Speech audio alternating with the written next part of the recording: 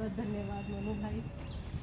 आभार शानदार संचालन में आपने हम किंचन को इतना मान दिया है। नहीं, बहुत और बहुत आप ही के प्रांगण में आज ये इतनी सुंदर मेरा सौभाग्य है कि आप लोगों को इस तरीके से काव्य संध्या सजी हुई है।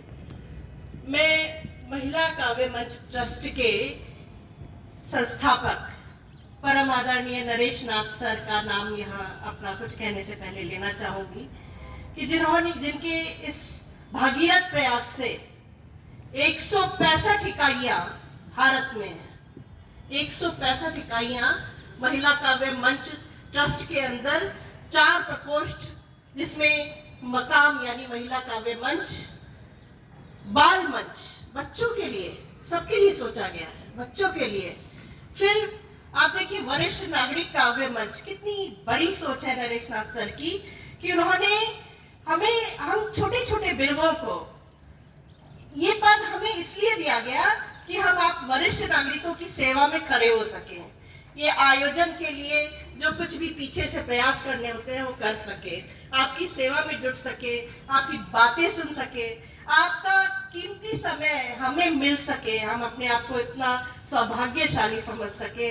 इसलिए ये पद कुछ नहीं है, बस ये पद केवल आपकी सेवा के लिए है, आप सबसे मिल सके, आप सबके लिए समर्पित हो सके, एक दूसरे के लिए समय निकाल सके।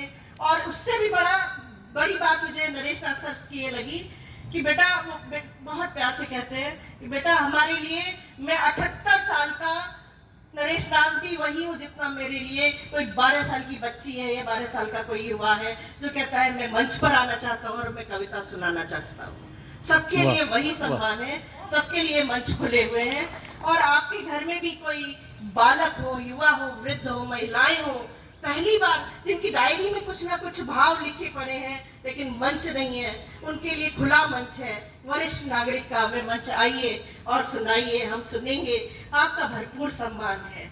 तो परम आदरणीय दीदी हमारे समक्ष है आज, वीणा अग्रवाल दीदी, जो हमारी राष्ट्रीय संरक्षक है वनकाम की, जिसे हम शॉर्ट फॉर्म में वनकाम कहते हैं, वरिष्ठ नागरिक काव्य मंच। और मलेशिया की धरती से हमारे सम्मुख पधारी है, मलेशिया की अभी मासिक गोष्ठी मलेशिया से हो रही थी और मुझे भी उसमें मुझे अकिंचन को विशिष्ट नागरिक उन्होंने बनाया। और मैं बता नहीं सकती कि यहाँ बैठकर हम कहाँ से संपर्क स्थापित कर ले रहे हैं, किन किन से हमारा संपर्क जुड़ता जा रहा है। और ये संपर्क ही हमारी, हम मानते हैं कि हमारी परम निधि है।